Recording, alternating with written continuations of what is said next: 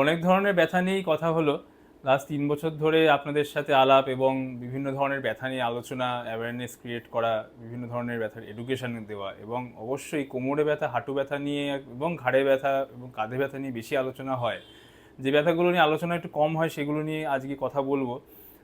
একটা হচ্ছে ফাইব্রোমায়ালজিয়া। তো সেই ব্যথাটা নিয়ে খুব একটা বেশি আলোচনা হয় না, এবং অনেক ক্ষেত্রেই এটা সাইকিয়াট্রিক ডিসঅর্ডার হিসাবে অনেকে রিফ্লেক্ট করেন, অনেকে হিসেবে ফাইব্রোমায়ালজি হিসেবেও দেখেন, কিন্তু সঠিক চিকিৎসা পান না। তো হোয়াট ইজ ফাইব্রোমায়ালজিয়া, ফাইব্রোমায়ালজিয়া কী, সেই ব্যাপারটা হচ্ছে এক ধরনের মানসিক এবং শারীরিক ব্যথা। ব্যথা তো এক ধরনের মানসিক অভিজ্ঞতাও থাকে, শারীরিক অভিজ্ঞতাও থাকে। তো সেই ক্ষেত্রে এইখানে যেটা হয়, এইখানে বিভিন্ন ধরনের মাংসপেশির উপরে যে আবরণ এবং যেইখানে আমরা ব্যথা বুঝতে পারি, যেখানে সেন্স করি আর কি, সেই জায়গাটা একটু অল্টার হয়, এবং সেই অল্টারেশনের জন্য বা সেই চেঞ্জটা হওয়ার জন্য মাথা যেটা ব্যথা রেজিস্টার করছে সেইটা কিন্তু অনেকটা পরিবর্তন হয়। তাই জন্য আমরা যখনই একটু অল্প টাচ করলাম বা হাতে লাগলো, কোনো সামান্য লাগলো, তাতেই প্রচণ্ড ব্যথায় আমরা কাতর হয়ে পড়ি।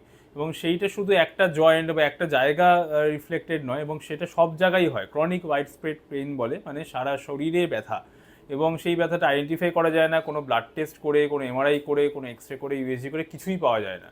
তো সেইখানে আমরা ডায়াগনোসিস করি on the basis of history এবং কিছু সিমটমস, আরও কিছু কিছু আনুষঙ্গিক কিছু সিমটম থাকে।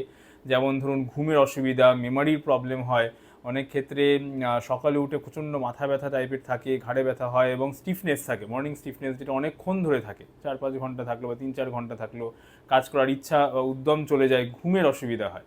তো এই সব অনেকগুলো প্যারামিটার্স নিয়ে তারপরে ফাইব্রোমায়ালজিয়া ডিফাইন করা হয়, এবং সেইটা যখন জানা যায় যে হ্যাঁ এটা ফাইব্রোমায়ালজিয়া হয়েছে, আমরা অবশ্যই রুগীদের সেইভাবে এডুকেট করি যে এইটা হচ্ছে আপনার রোগ বা এইটা হচ্ছে আপনার সমস্যা, এবং তার জন্য এই এই চিকিৎসা পদ্ধতি অ্যাভেলেবেল আছে। এবং খুব কমনলি আমরা প্রিগাবালিন, ডুলক্সেটিন, এগুলো খুব কমনলি ইউজড এজেন্ট, এবং সেগুলো, এই ওষুধগুলো বিভিন্ন টাইট্রেটেড ডোজে দিলে তবে গিয়ে এটা কম হয়। তার সাথে সাথে লাইফস্টাইল মডিফিকেশান, যেমন হাঁটাচলা করা, রেগুলার এক্সারসাইজ করা, এবং ঘুমের ঠিক প্রপার টাইমে ঘুমোতে যাওয়া, প্রপার টাইমে খাওয়া, যতটা সম্ভব করা, এইগুলো আনুষঙ্গিকভাবে যদি করা যায় তবে গিয়ে এই ব্যথাটা কন্ট্রোলে থাকে। পুরোপুরি যায় না, কিন্তু কন্ট্রোলে আসে। তো ফাইব্রোমায়ালজিয়া খুবই একটু অস্বস্তিকর ব্যথা, যেটার কারণ বোঝা যায় না, কোনো টেস্ট করে বা কোনো রিপোর্ট করে আপনি পাবেন না, অথচ বুঝতে পারছেন না ব্যথাটা কী কারণে হচ্ছে। অনেক ডাক্তাররাও এই ব্যাপারে অবগত নন। ডাক্তাররাও অনেক ক্ষেত্রে ট্রিটমেন্ট, অনেক ঘুমের ওষুধ দিয়ে দেন, অনেক সাইকিয়াট্রিস্টের কাছে পাঠিয়ে দেন, সাইকিয়াট্রিস্টও অনেক ক্ষেত্রে ঘুমের ওষুধ দিয়ে দেন। কিন্তু fibromyalgia as a definition is very important. আমরা ডিফাইন করি ব্যথা চিকিৎসক হিসাবে, ব্যথা বিশেষজ্ঞ হিসাবে।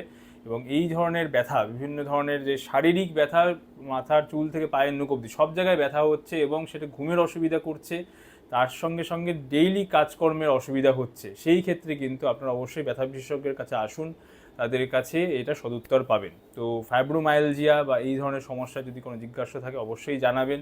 ভালো থাকবেন, সুস্থ থাকবেন।